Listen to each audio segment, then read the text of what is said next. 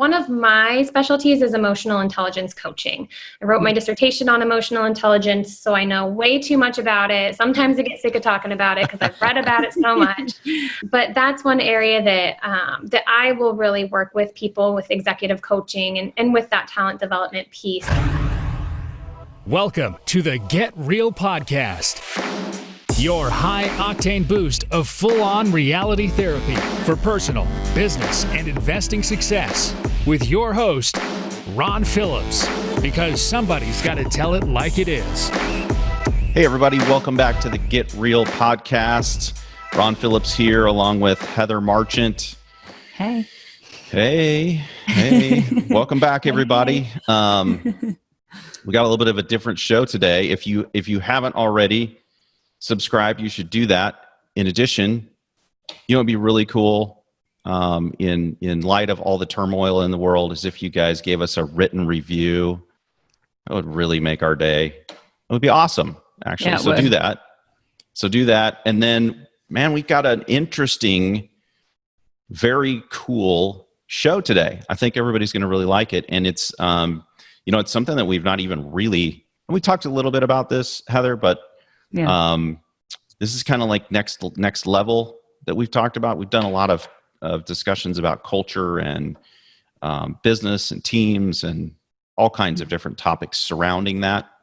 But today we have a friend of our company, Lindsay Perez, on with us. Lindsay, welcome to the show. Hello, thank you very much. Now, Lindsay, we were kind of joking just before the show about how some people don't really know what you do, even after you explain to them what you do, people in your family. That happens to all of us, by the way. I think my wife, when she tries to explain what I do, has a rough time too. But I'm going to try this, okay? And guys, everybody should know that Lindsay is the first doctor that we've had on the show. She is actually Dr. Lindsay Perez. It's legit. She is an industrial organizational psychologist, which is a mouthful, and it's pretty cool because she actually uses data analytics to kind of go in and figure out what's going on in your company with structure, with your work environments, and tries to figure out how you can optimize all of that. And in addition to that, she's like I'm gonna say the word coach because that's what it feels like. That's the one I like. Yeah, that's the one I like. This is really cool. She's a certified talent optimization consultant, which if you put all that together is pretty cool because who doesn't want to optimize all of their talent? Mm-hmm. I know I do. Anyway, welcome, Lindsay. We got to know you. You did a project for us that was really, really cool. So we wanted to chat a little bit about that with you and talk to you a little bit about why someone with an amazing culture like us, because we're so great already. We're so awesome, would want to hire you to come in and tell us how awesome we are. Yeah, I'm going to give a little background here. So Ron and I meet every quarter and go over some goals for the quarter. And I, in process of that, I said, I really want to work on some divides between different roles and different departments. We're a smaller staff, and we actually really like it that way. There's a lot of advantages to having a small staff. But our disadvantage that we constantly we're talking, years, Ron, we've talked about this same problem, that we have a culture where we all jump in and help and we're a team, but that has been also a detriment to our team for a little while now. And we've tried to fix it. You wouldn't think that would be a detriment, but it kind of is, right? It kind of is. Because I don't know how many times I get questions from staff and they'll say, I'm not sure whose job this is, Heather. Like, I don't know who I'm supposed to talk to about this issue, right? All the time, probably several times a day on some weeks. And so we knew we had a problem, but we weren't really sure how to fix it. And I think for Ron and I, we were so in the business on day-to-day basis that thinking outside the box and trying to find a fresh perspective. So that was one thing we were working on. And then also we had some growth potential with looking at working with different types of marketing and attracting different people to our business model. and trying to expand that. And we needed someone that could help us look at like what we needed to do and how we needed to fix all of our processes and our systems so that we had a really dialed in system for these clients. So we had less of, hey, Heather, what's going on my purchase? So enter in Lindsay, because I was asking Ron about it, and someone that we know and respect very much recommended Lindsay to us and said, oh my gosh, she's phenomenal. You're going to have a great experience. And so on our first call, I was blown away. I remember Ron and I both got off the call and we're both kind of awestruck at your level of expertise, but also relatability. I mean, really impressive. So I wanted to just give a little bit of background to kind of help our listeners understand how we met. So thank you so much. I appreciate that. So Lindsay, when you came into the company, like when you dive into a company like ours, because you did a lot of stuff for us, right? Mm-hmm. How do you attack this and get all of the information? Because, you know, a lot of this you did on your own, right? You were just doing it, and then you would show up with these awesome reports for us, and they really were awesome. But talk to us a little bit about what you do and what your methodology is. How does it work? Sure, absolutely. I do a lot of listening and a lot of learning. Thank you for the wonderful introduction and all the titles and things that I do. But at the end of the day, I work with people. I work on people systems. I work on helping organizations with their people and with their systems. And the great thing about working with people is that I can go into any organization and you all have people. But the downside of that is that I'm not necessarily an expert in any one organizational structure or one company. So I have to do a lot of learning and I have to do a lot of listening from the beginning. So when I started working with you guys, I just asked Heather to just tell me about what you do. Walk me through the process. We spent about an hour on Zoom going through everything from, you know, the setting phone call all the way through closing a deal and then what that looks like afterwards. And then I did a lot of research on my own to really try to understand your industry. So it really starts with a lot of listening. And in your guys' case, I had the wonderful opportunity to do a client experience survey. So you guys gave me a couple of clients that I could call, I could speak to, I could really get some quality feedback on how you guys were doing, what you were doing really well, what you could maybe improve, some growth opportunities. And that gave me a really great picture of RPC and of what you guys do. And the amazing thing for you guys, I want to give you guys a shout out, is I listened to your culture podcast, about a couple months ago now, I think it was that you guys put that up. And I could hear your values just oozing out of people's comments. I mean, when I talked to your team, when I talked to your clients, it was so refreshing to hear them talk about your integrity and your kindness. And so just a shout out to you guys as well, because that's not common to have your clients really see you guys living your values. So that was a really neat experience. Well, thank you. Their suggestions for improvement were louder to me than that, so I need to remember. I think that's one of the really cool things, though, Lindsay, that, you know, when I go into something like this, I love it when companies and when people deliver on a level that is exceptional. And when we started to get the first type of reports back from you, this is the Get Real podcast. So on our show, we talk about the good, the bad, and the ugly, right? And so you just talked about the good, but we had a lot of, even from our clients that love us, they're like, yeah, we love you guys and you can do better. And here's the things that you can do better. And they were all, some of them I think we already knew, but some of them were like, oh, wow, really? They think that? But the cool thing is that not only did you bring us the challenges, which is one of our core values, is you actually brought us solutions, which is fantastic because that's what we wanted, right? Yeah. Is how can we solve this stuff? How can we solve the internal challenges that are making our clients feel this way instead of only always feeling the way that you just said, that we're doing everything like we're supposed to. So that was amazing to us to hear some of the constructive feedback about how we could be better. Yeah. For sure. I was amazed at the pace too, Lindsay. I mean, when we first met, I said, how long is this going to take? Like, I kind of had built this into such a complex web of, I don't know, just an awful project for me because I didn't know how to start.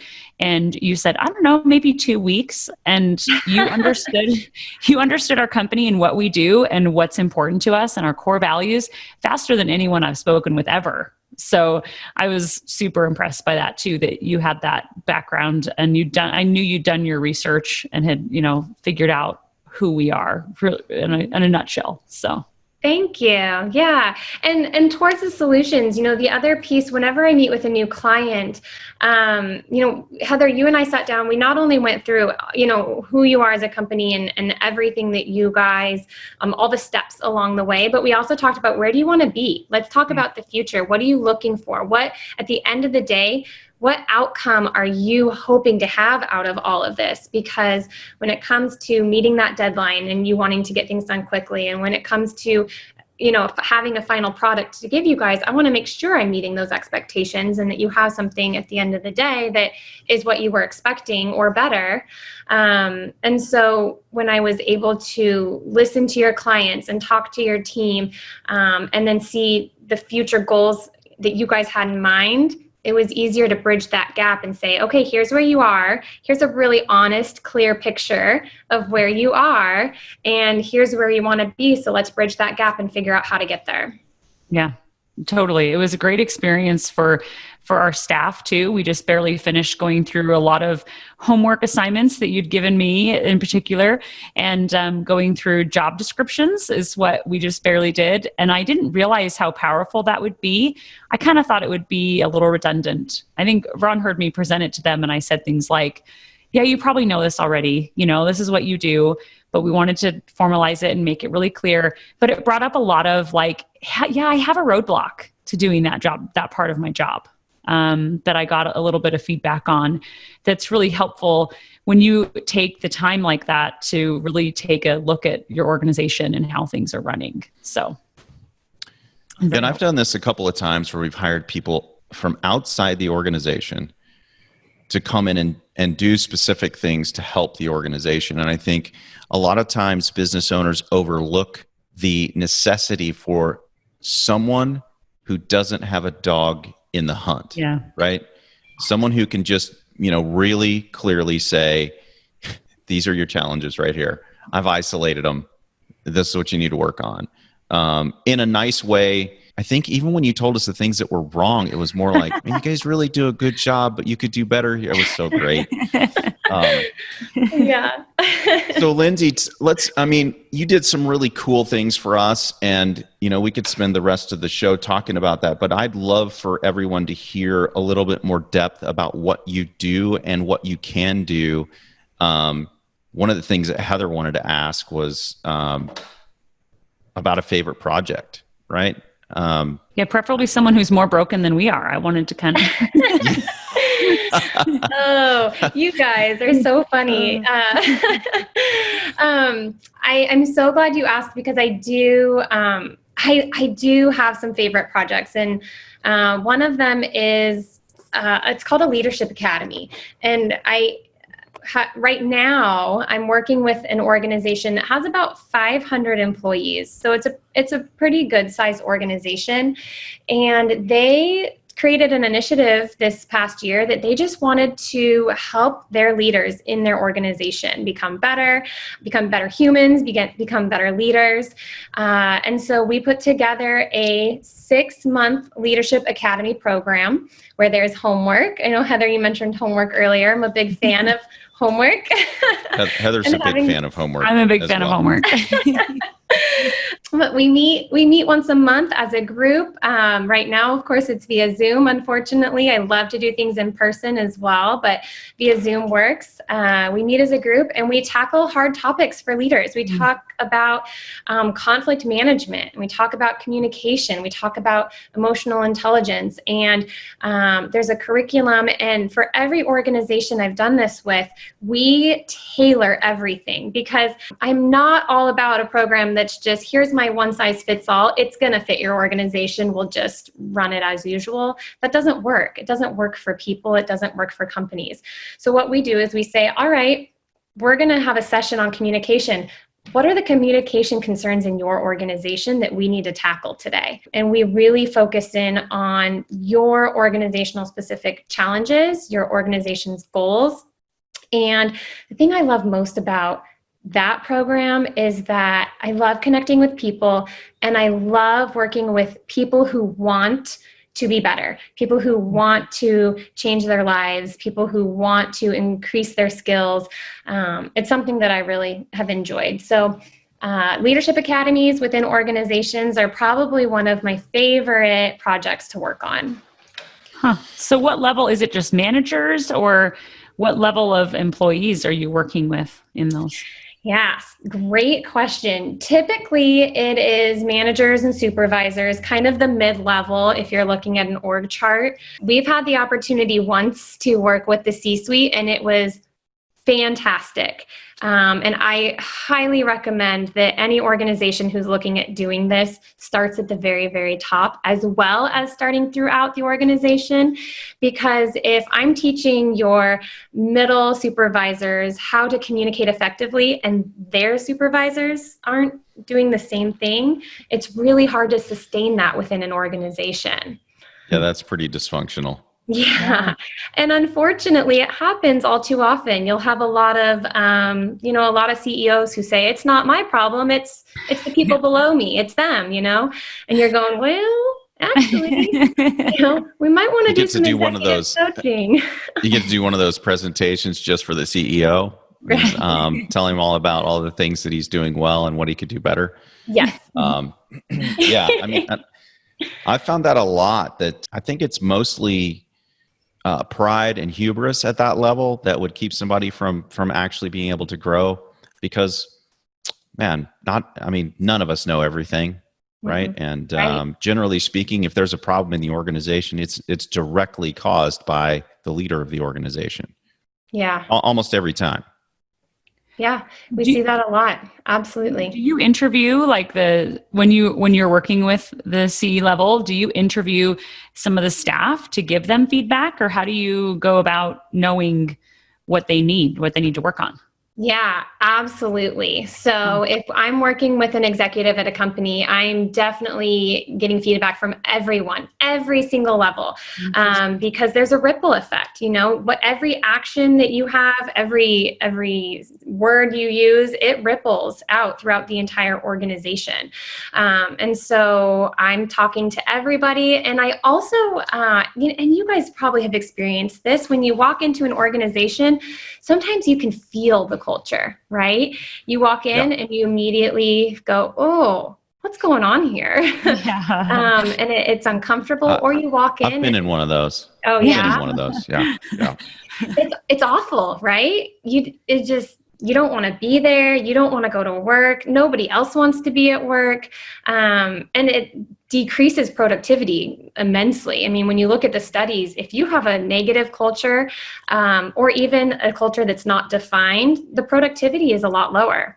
So when you go into an organization and you walk in and you go, oh, this is a really pleasant place to be, and everyone's, excited to be there. Heather, you made a comment to me early on. I said something about, thank goodness it's Friday or something. And you said, oh, but I love what I do. So it doesn't matter to me what day of the week it is. That's the kind of culture you want. One that, oh, it's Friday. Great. That's great that it's Friday, but every day is enjoyable. Yeah. One of our core values says we love Mondays, and there are very few Mondays I don't wake up and go, yes, like I'm ready to tackle this new work week, so it's a culture that Ron has really worked hard to create. So that's interesting. I forgot. I remember that conversation though. I want to go ahead and you, Ron. Go ahead. No. So many questions. I'm like, I'm not.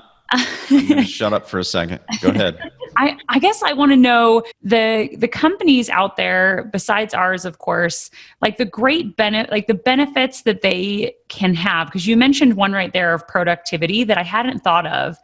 Maybe some hidden benefits for hiring someone like yourself or taking some introspection in the company and how things are run. What other benefits have you seen?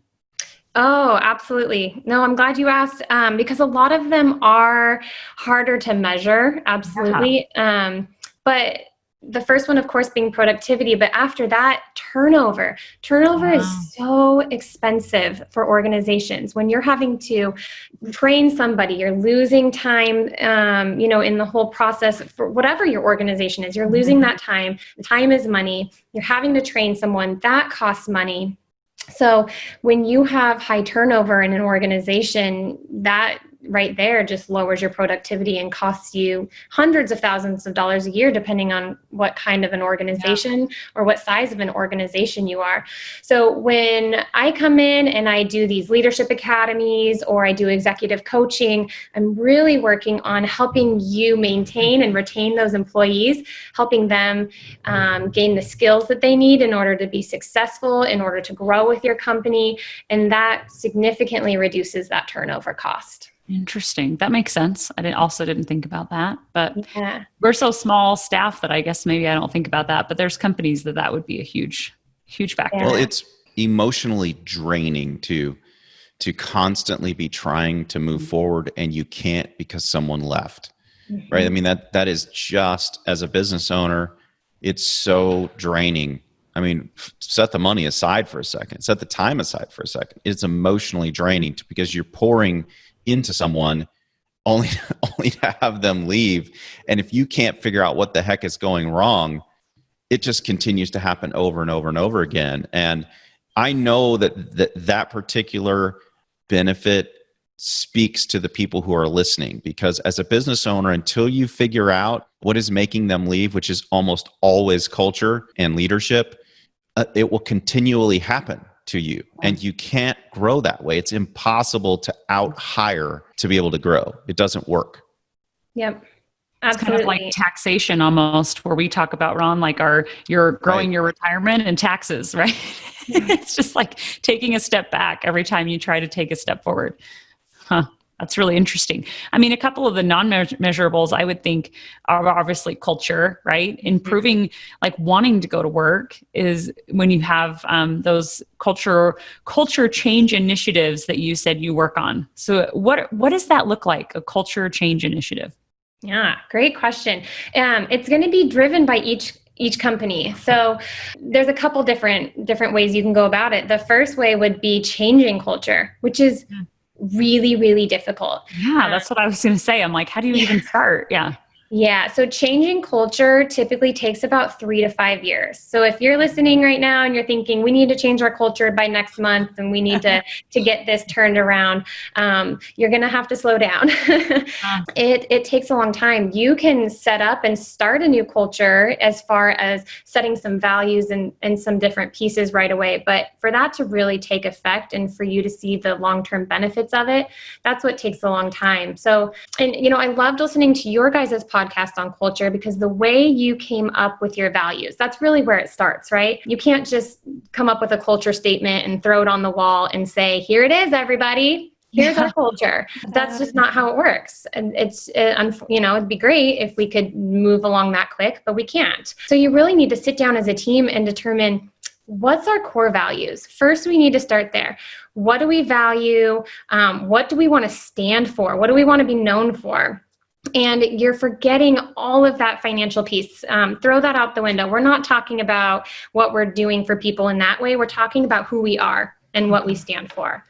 That's the first piece. And you guys, again, you had a whole podcast about how you did that. So I think that was fantastic. If people haven't heard that podcast from you guys, I definitely recommend they go back and start there. And then once you have that established, you need to be obnoxiously using those values every minute of the day. When I was working within an organization as an employee, we went through a culture change, and at first it seemed a little ridiculous to be using the words in all of my conversations. I mean, I stated those values. I used the words. I brought it up at meetings. If somebody did something that was really neat, I made sure that when I gave them a shout out, I included the value that they were demonstrating. And at first it felt a little uncomfortable, but I will tell you, a year and a half, 2 years in, it was so natural, and it was really starting to shape the way that everybody communicated. And we all saw those values all the time. We all used that common language, and it was just fantastic to see it growing out of that. So interesting. That makes sense, because Ron, I would always say to you, I'm like, oh my gosh, could we talk about these core values anymore? In the beginning. I mean, we put them, I just spoke at the beginning of the year, and I spoke on culture, and it was fun. I told everybody, I'm like, once you figure this out, once you discover all of these core values and your purpose, and you put it everywhere, you tell everybody all the time. And I know I would show up because we don't have very much turnover, hardly at all. And so we would show up at our quarterly meetings, we'd go through it again, and everybody's like, oh, really?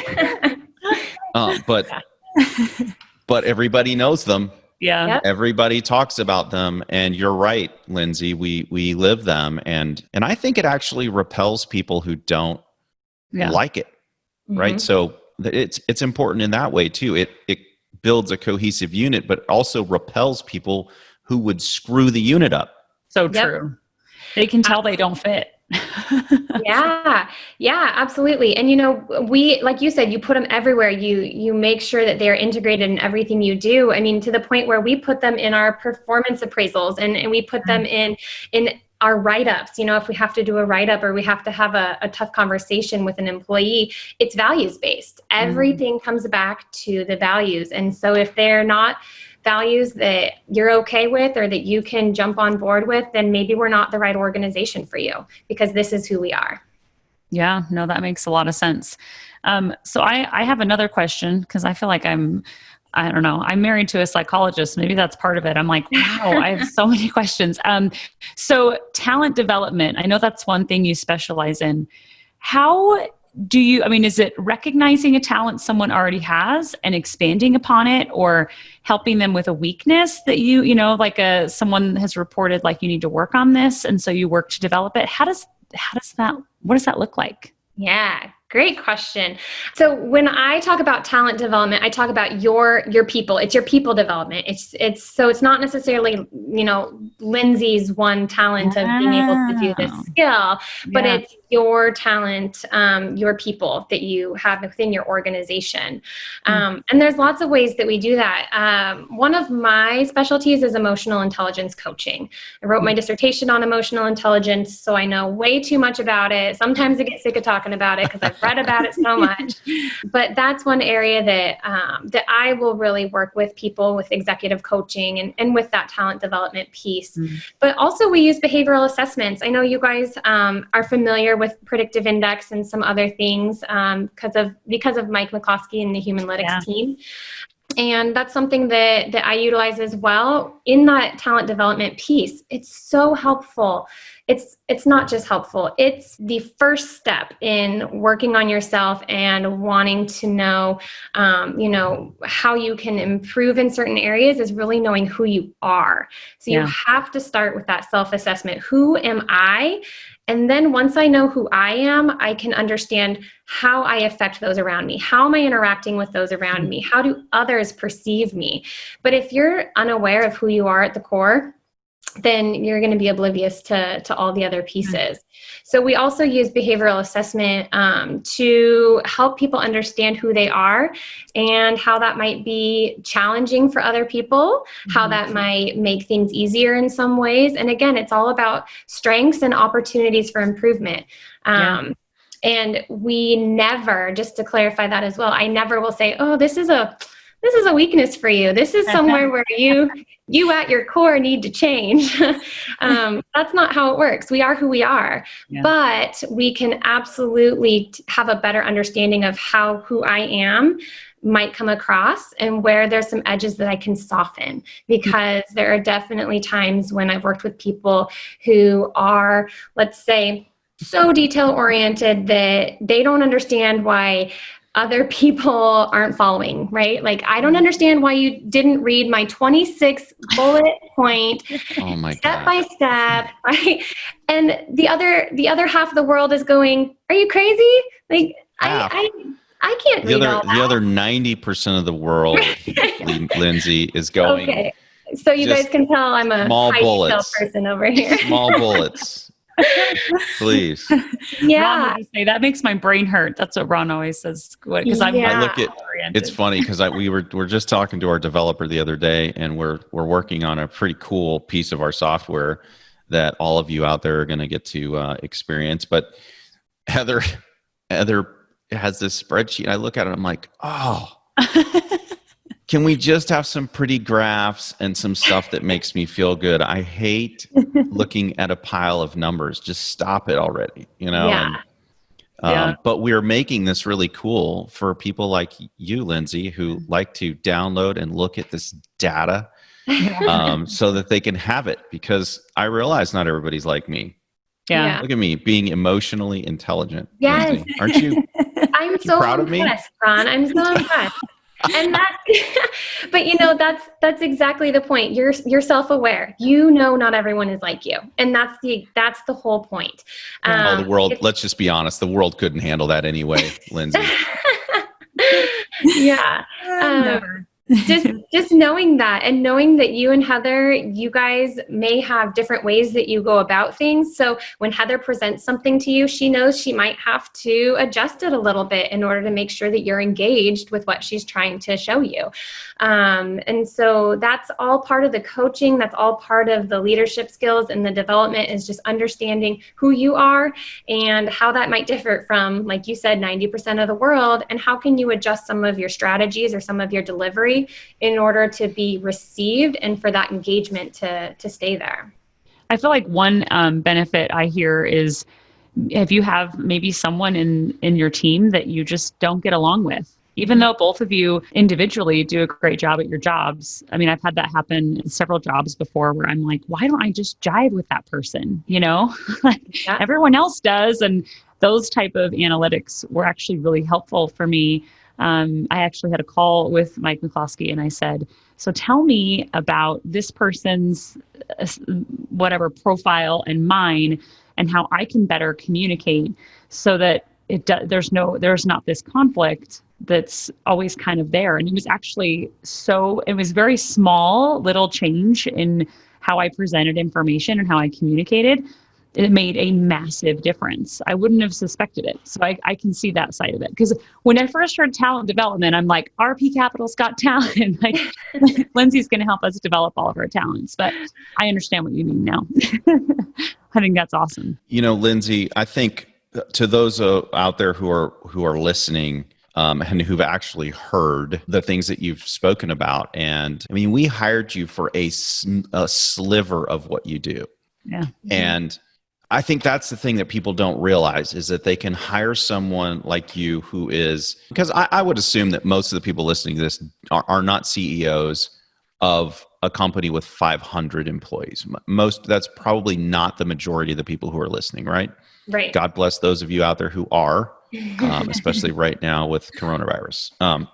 To all of the other small business owners, I don't think people realize, at least I didn't, that you can hire someone of your quality and talent to be able to come into a small business. I mean, Heather, how many are we now? I never even know. 15. It's like, we're so small. I mean, we're a tiny little company, right?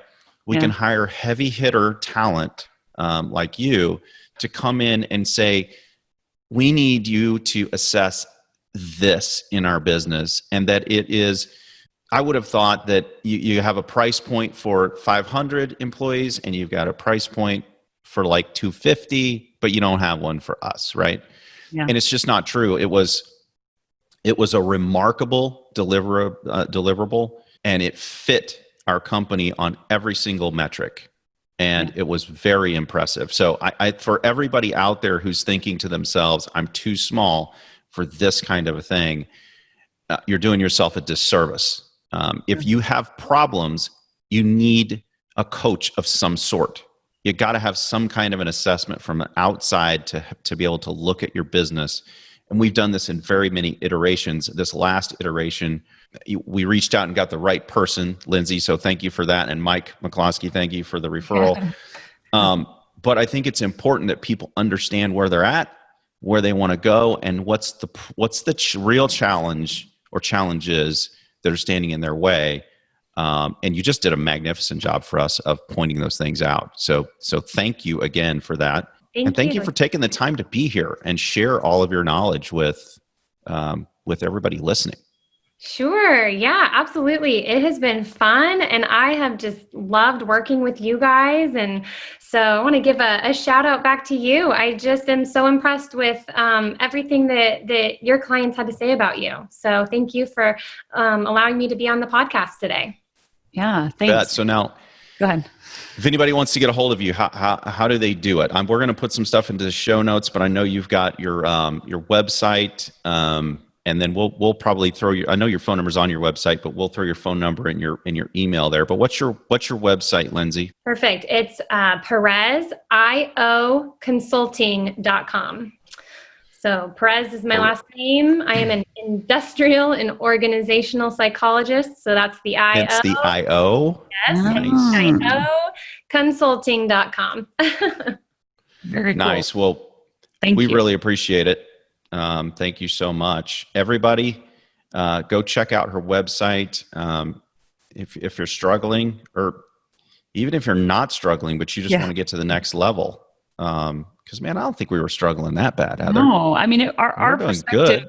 When we asked Mike McCloskey that we were working on this, I think it was, hey, I just wanted to get more of these behavioral analysis stuff done. And he said, hey, I know someone that could really help you with this. Like, it wasn't like we were in dire straits or anything. It was a project that I was dreading. That's the truth. Like, I didn't know how to really start it, and it was overwhelming. And so it kept getting pushed back. Right. So because it didn't hit the pain level to the point where we're going to do a damn thing about it. That's really what was we were not going to do this.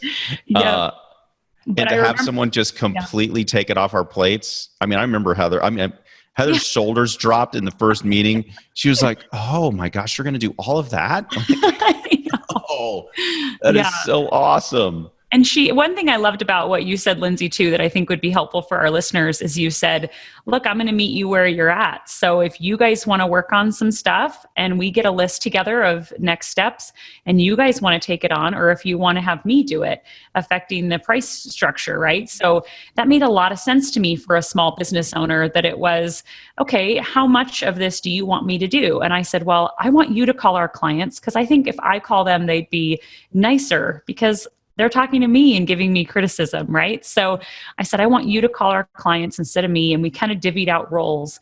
And you were kind when I didn't necessarily hit my goal, and just said, all right, when are we going to have our next meeting? I mean, it was really effective in the way that you handled it. So awesome. Thank you. Yeah. All right, everybody. So go look up Lindsay's website.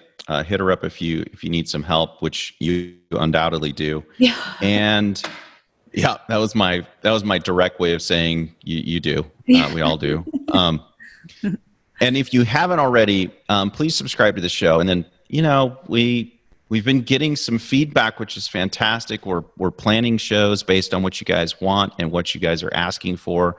So if you're sitting out there and you're thinking to yourself, there's no way these guys are going to listen to me, little old me, about what I want to hear, well, there are at least 5 people who would say that you're wrong about that, because we've done shows on exactly what they asked for. So if you want to hear about something that has to do with business, real estate, or life, certain aspects of it, of course, then let us know, and we will put them in the show. We'll do a whole show on it if we can. So, all right, everybody, thanks a lot.